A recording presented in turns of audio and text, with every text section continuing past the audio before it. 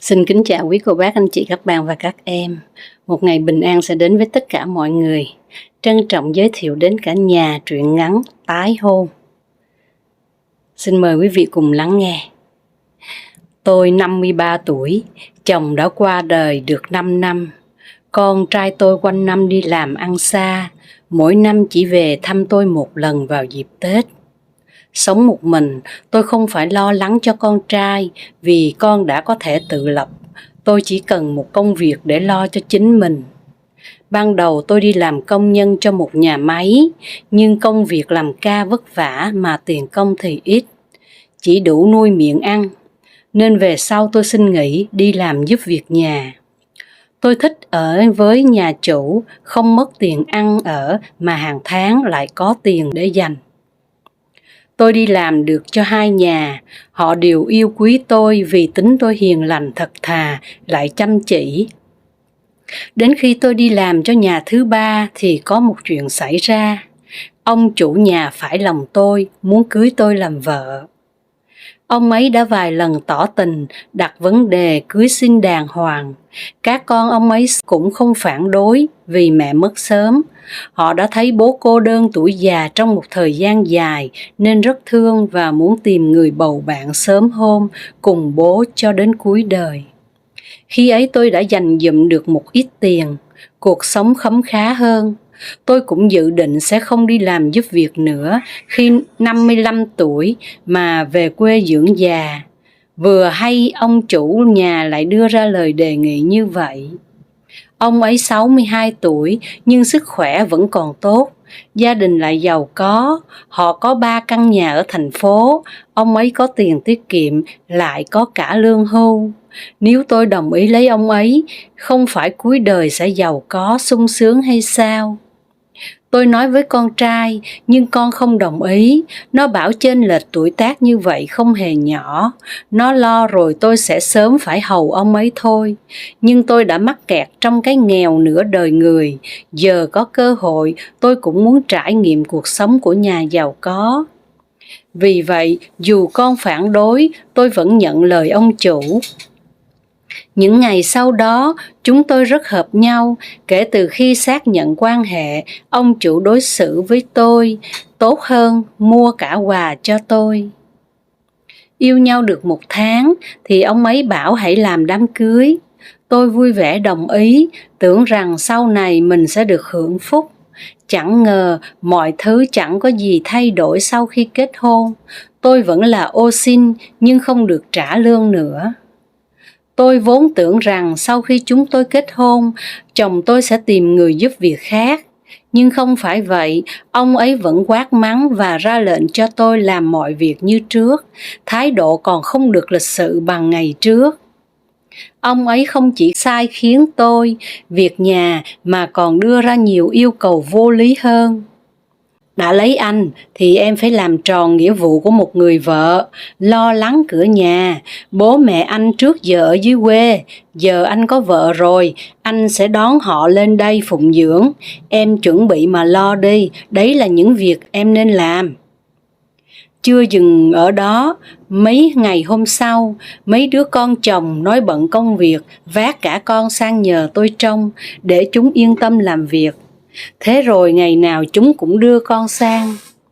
Tôi như người hết hơi, cả ngày quay mòng với đống việc mà không ra một đồng lương nào.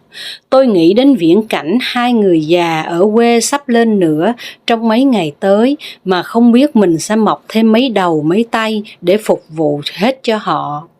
Hóa ra ông ấy lấy tôi thật sự chỉ là để tìm một người giúp việc không công. Nhưng tôi trót đâm lao rồi thì phải theo lao, tôi nhẫn nhịn chịu đựng. Bố mẹ chồng tôi ở dưới quê lên thật, và cơ thể tôi bắt đầu kiệt quệ hoàn toàn. Ban ngày tôi phải giặt giũ, nấu nướng, chăm sóc hai đứa nhỏ.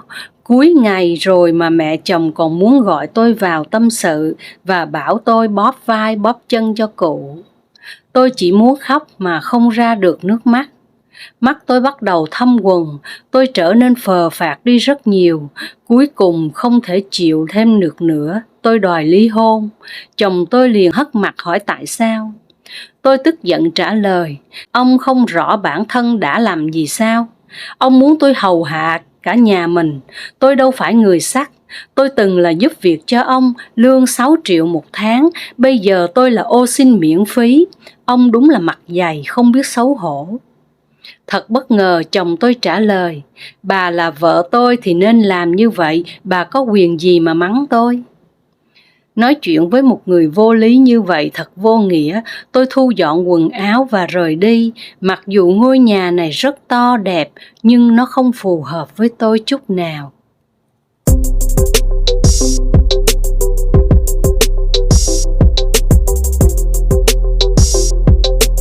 Trân trọng giới thiệu đến cả nhà truyện ngắn Tình Cuối Đời của Nguyễn Thị Thanh Dương. Bây giờ xin mời quý vị cùng lắng nghe.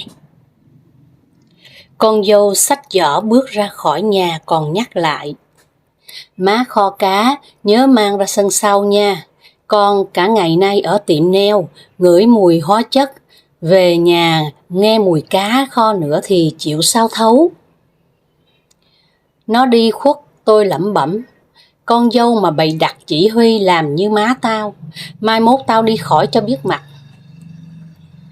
Con dâu là người cuối cùng ra khỏi nhà. Con trai và hai cháu nội đã đi làm và đi học từ sáng sớm. Chồng tôi qua đời 3 năm nay, hai vợ chồng ăn tiền già, ở nhà housing, mỗi tháng chính phủ phụ trả tiền nhà, nay chỉ còn mình tôi trả chi phí tiền nhà hao tốn quá. Thằng con trai duy nhất kêu về ở với vợ chồng nó, mang tiếng ở nhờ nhà con, nhưng mỗi tháng tôi tự động đóng góp nửa tiền già, phụ giúp cơm nước và hầu hạ hai đứa cháu. Vậy mà con dâu có lúc còn làm tôi bực mình khó chịu.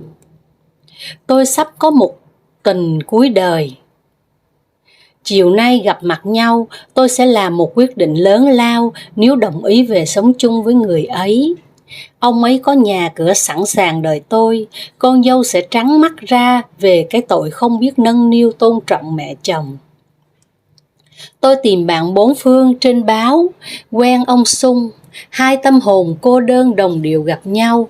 Ông Sung bất mãn con cái, còn tôi chẳng ưa gì con dâu. Hai chúng tôi trao đổi hình ảnh thấy hạp nhãn, gọi phone trò chuyện qua lại, thấy thân tình thắm thiết. Nên hẹn gặp mặt để tính tới chuyện cùng dìu nhau đi nốt quãng đường đời còn lại, như lời ông ấy đã âu yếm rao tìm bạn. Ông Sung sẽ từ tiểu bang Texas bay tới đây gặp tôi. Tôi đến nhà hàng tri kỷ gặp ông Sung. Ông 75 tuổi, không khác trong hình là bao, vừa gặp mặt là tôi chấm liền. Sau phút giây hội ngộ bối rối, tôi và ông Sung mau chóng thân thiện nhau hơn. Vừa ăn vừa nói chuyện, ông Sung cũng thích tôi, khen tôi trẻ hơn tuổi 70. Tôi mỉm cười nhún nhường. Em trẻ là nhờ có mái tóc mới nhuộm hôm qua đó.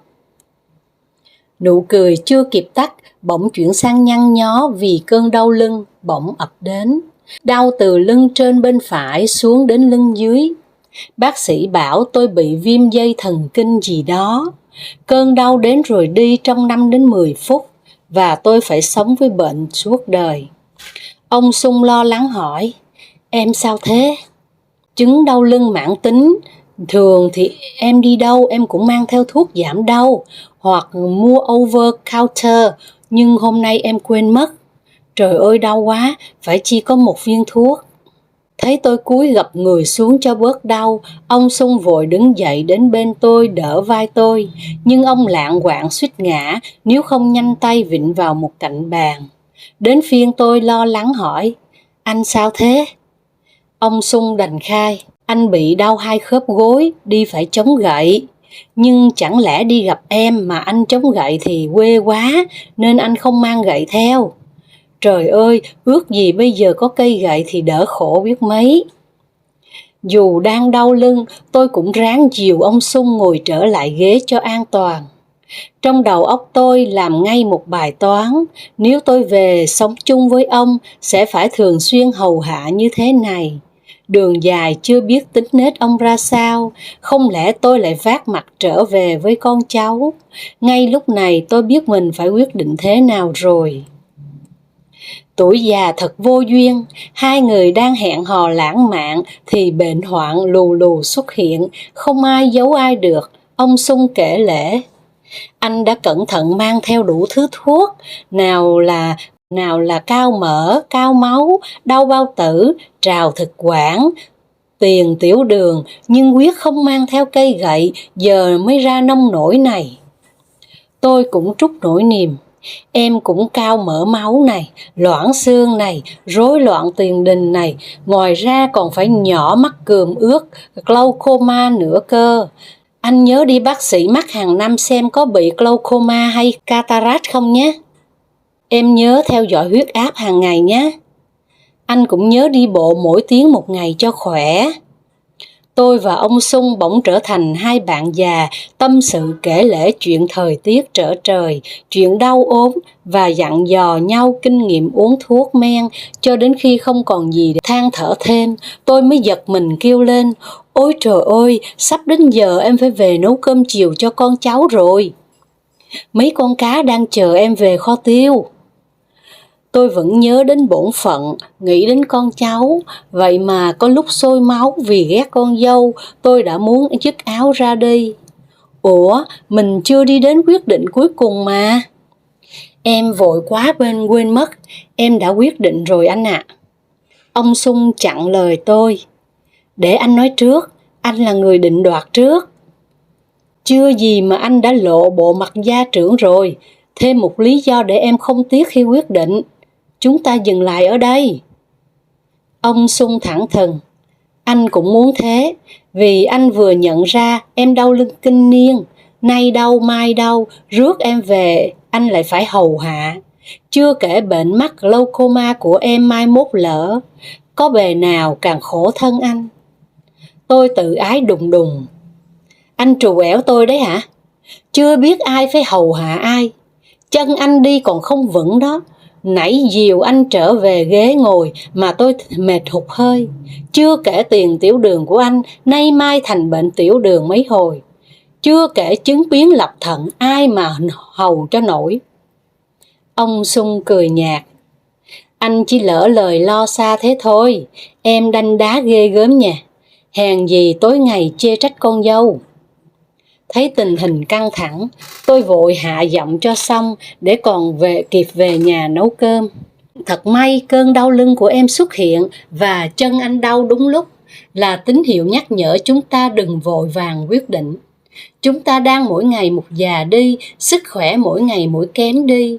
Nếu lấy nhau biết vui hưởng hạnh phúc được bao lâu hay chỉ là gánh nặng cho nhau. Anh có căn nhà riêng thì cứ ở tới khi nào không tự chăm sóc bản thân mình được nữa thì sang tên nhà cho con cái, chúng sẽ lo cho anh. Còn em tiếp tục về hầu hạ con cháu, mai sau có ốm đau nằm một chỗ, ít nhiều gì chúng cũng phải hầu hạ lại cho em. Em đã tìm ra tình cuối đời rồi, là tình với con với cháu chứ tìm đâu xa. Ông Sung cũng hạ nhiệt. Em nói vậy nghe cũng được đó. Lát nữa về nhà tôi sẽ nghe lời con dâu, mang nồi cá ra sân sau kho thật ngon lành. Hơn lúc nào hết, tôi thấy mái nhà của con cháu vẫn đẹp, vẫn ấm cúng hơn bất cứ nhà ai. Dù con dâu có những lúc cãi mẹ chồng, dù con trai có lúc gắt gỏng mẹ ruột, thì hai cháu nội có những lúc làm tôi bận rộn. Khi chia tay ông Sung ở cửa hàng, tôi dặn dò có chút mia mai mỉa. Anh nhớ ra tiệm Family Dollar ở góc đường kia mua cây gậy để chống chân, đi cho vững vàng khỏi té và bay về Texas an toàn nha. Ông Sung cũng chẳng vừa. Từ giờ trở đi, em đừng nhí nhảnh lên báo lên mạng tìm tình yêu, tìm chồng bốn phương nữa nhé, lo mà hầu con cháu đi. Truyện ngắn Tình cuối đời của Nguyễn Thị Thanh Dương xin được phép dừng lại ở đây. Hẹn gặp lại quý vị vào lúc 5 giờ 30 sáng trên kênh Cô Khanh đọc truyện và lúc 20 giờ trên kênh Truyện Mới Mỗi Ngày. Xin chào.